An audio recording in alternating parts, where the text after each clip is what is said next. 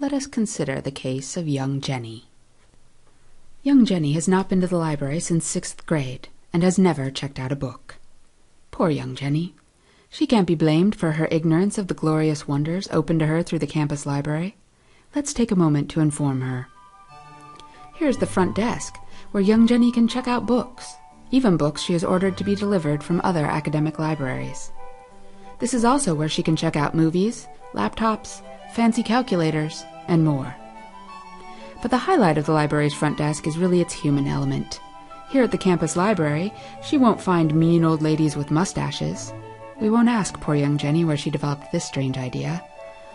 Rather, she'll find helpful and friendly librarians, ready and waiting to help her navigate the unsteady terrain of academic research. Librarians love to have students ask them questions. They can actually help young Jenny find the articles, books, films, and other information that she's looking for. Has her instructor placed a book on reserve for her class? It will either be in the reserve section, on the main floor to the left of the stairs, or behind the desk. If her book is in the stacks, that means it's upstairs on the 3rd floor. The 3rd floor is also the quiet study space in the library. Young Jenny may have noticed that it can get a little noisy down there on the 1st floor, what with all the group collaboration that goes on down there. Since our librarians don't have that special shushing action, she may need to come up here for some peace and quiet sometimes. This is also the floor where most of the group study rooms are, including the media study rooms. These are not the only spaces open to young Jenny for those more intensive academic experiences that might require the burning of the proverbial midnight oil. Young Jenny might sometimes feel the need to use the 24-hour functionality of the Odegaard Undergraduate Library on the Seattle campus. When it comes to studying, a great deal of student work is done online. The library's homepage is the starting place for any library information young Jenny might need. Library hours, academic sources for her homework, or getting help. For some of young Jenny's classes, librarians will create class guides to help students with the research required by the specific assignments for that class.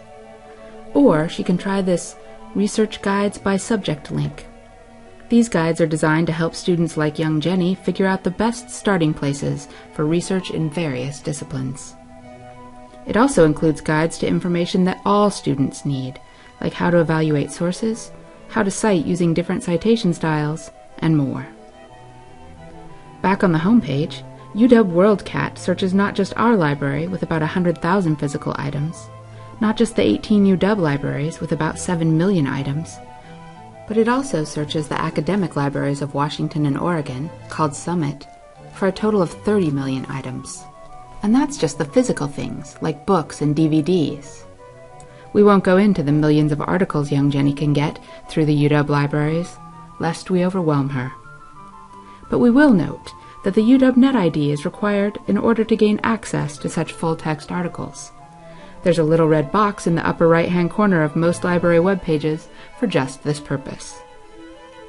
Whenever she uses library resources from home, she'll want to sign in with her UW NetID first thing.